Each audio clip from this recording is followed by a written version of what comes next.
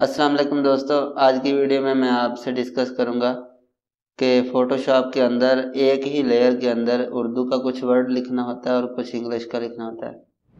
जैसे मैं एक फ़िक्रा लिखता हूं कि उर्दू और इंग्लिश एक ही लाइन में कैसे लिखें।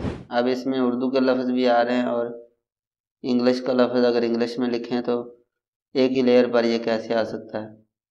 तो ये चीज़ हम बिना टाइम वेस्ट किए आपको बताते हैं, लेकिन आपने हमारे चैनल को सब्सक्राइब कर लेना है ताकि इस चैनल पर आपको रियल इन्फॉर्मेशन दी जाती है, आपका वक्त ज़ाया नहीं किया जाता।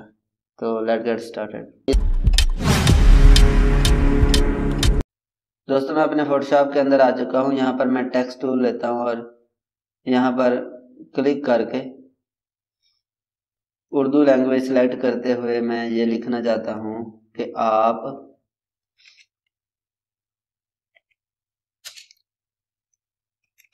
अब मैं इंग्लिश का लफ्ज़ लिखूंगा, उर्दू और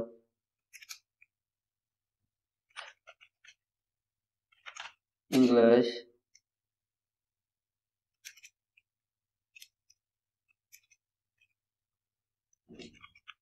टेक्स्ट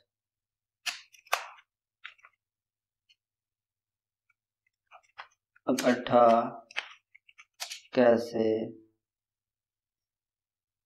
अच्छा, आप ये देख रहे होंगे कि ये जो मैंने टेक्स्ट लिखा है इसमें देखें तरतीब फिक्रे की सीधी नहीं है। तो इसका सॉल्यूशन मैं आपको आज बताने वाला हूँ। इकट्ठा कैसे लिख सकते हैं।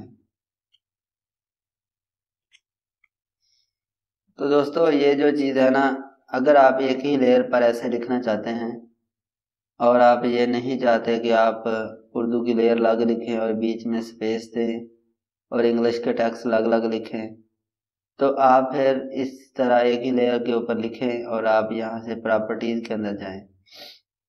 यहाँ पर मैंने सारी प्रॉपर्टी क्लोज की हुई हैं। ये ट्रांसफॉर्मेशन की है, ये कैरेक्टर की है, बाकी इस तरह सारी आप खुद चेक कर लीजिए। आपने यहाँ पे जाना है मिडल ईस्टर्न फीचर के ऊपर।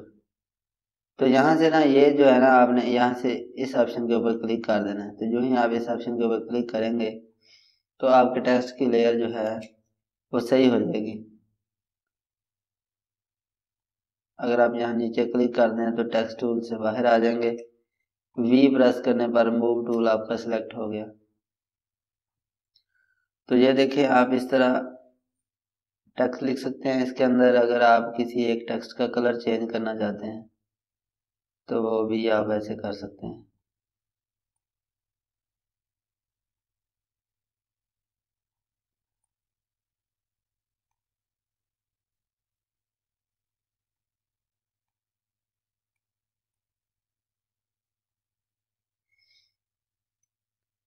तो दोस्तों, ये था तरीका। उम्मीद करता हूँ आपको आज की वीडियो पसंद आई होगी। अगर वीडियो पसंद आई है तो हमारे वीडियो को लाइक शेयर कर दें और चैनल को इस तरह की मज़ीद वीडियोज़ के लिए सब्सक्राइब कर लें। मिलते हैं किसी नेक्स्ट वीडियो में। अल्लाह हाफिज़।